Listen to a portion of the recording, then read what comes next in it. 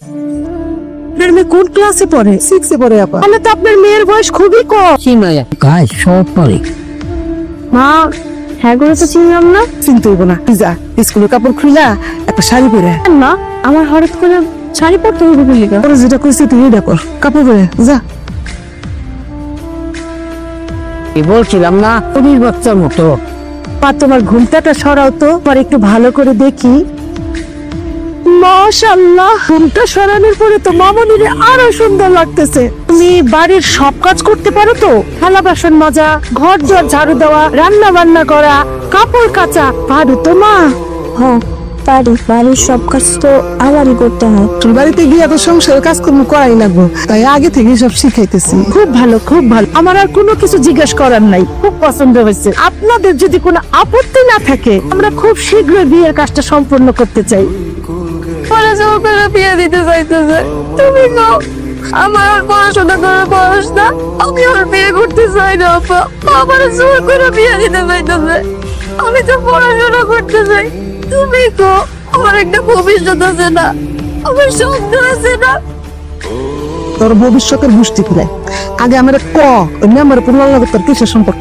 তার লগে তোমার কোনো সম্পর্ক নাই। আমার সামনে সাধু সাজুস না, তখন তাহলে তুমি মানুষের সামনে কথা বলি না কে?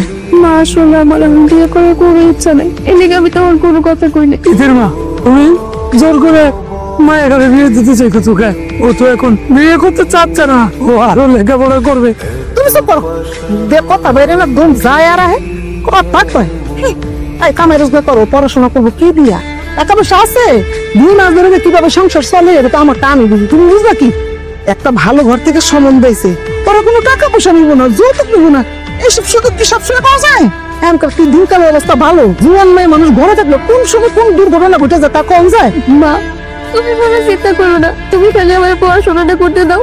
আমি বড় হয়ে ভালো একটা চাকরি করবো, পরে তোমার ঘরে খাওয়াবো।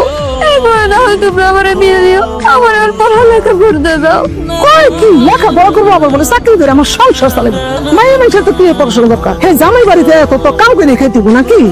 কোনো পড়াশোনা করার দরকার নেই। আর আমি যে কথাটা শুনছি এই কথাটা যেন সত্যি না হয়। শুন মাইয়া, যে জায়গায় বিয়া ঠিক করছি না এইটাই ঠিক থাকবো, কিন্তু তোর যেন বিয়া তোর মত না থাকে।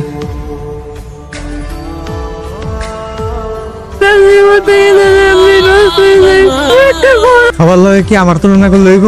আমি হইলাম মেম্বারের পোলা, আর আমার আব্বার একটা মান সম্মান আছে এলাকায়। তুমি মান সম্মান দিয়ে দিয়ে পানি খাও, আর ওদিকে তোমার পাখি উড়ে উড়ে চলে যাক। বন্ধু, সেই ক্লাস 2 থেকে পছন্দ করি রে। ও এখন যদি ওর অন্য জায়গায় বিয়ে হয়ে যায় তো বিশাল একটা ছেঁকা খেয়ে যাম।